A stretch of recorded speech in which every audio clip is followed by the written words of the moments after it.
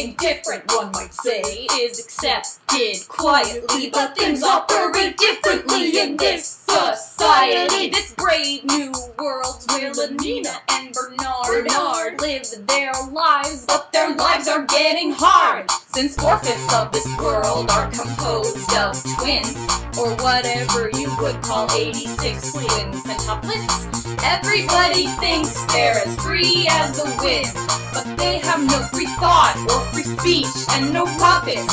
Just try to imagine how hard it would be to be raised this way and all alone try to break free of the mold, the social order, the expectation for everyone to work at his decanting station. Don't talk to the lower classes, no, they're too slow. And if my class is better, then you're sorry, gotta go. It is quite the system, I really must say.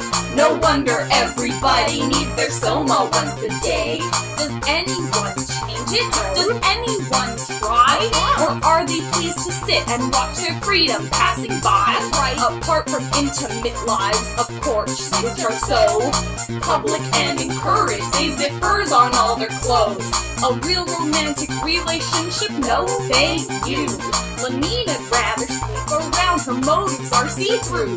Bernard, however, and his BFF Watson, they feel that they are different and they want to change a lot. And if Watson had the patience to tolerate Bernie, I bet they could do things, but Bernard's just too squirmy.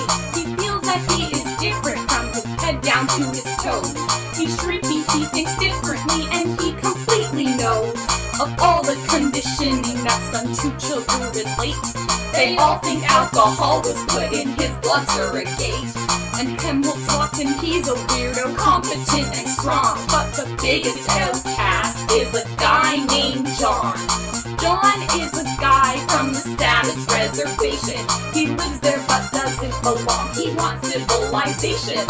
Seeing as his mother's from there, oh yes, his mom. It's true, this world thinks giving birth is disgusting and wrong. Anyway, her name is Linda and she was a beta minus. Got cast aside by the director, stranded without kindness.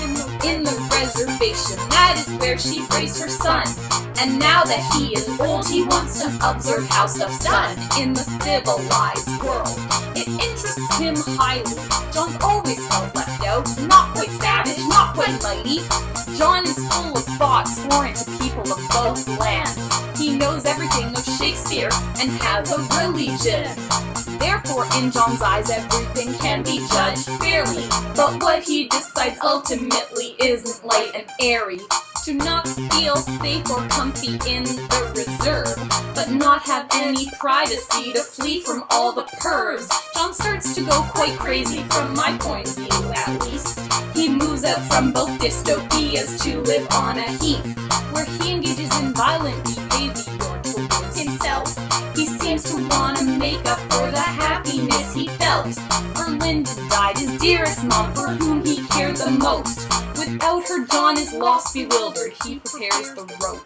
When your only options are this tragedy or that, it's difficult to make your way to trace out your own path. For John, being a special kind of guy didn't work out. It's tough to absorb this new world without the urge to shout. When we live in this world of our own, we've got choices. People constantly are making heard their voices. It's wonderful, our world where things aren't always calm. At least we get more choices than did good old John. Word. Yo.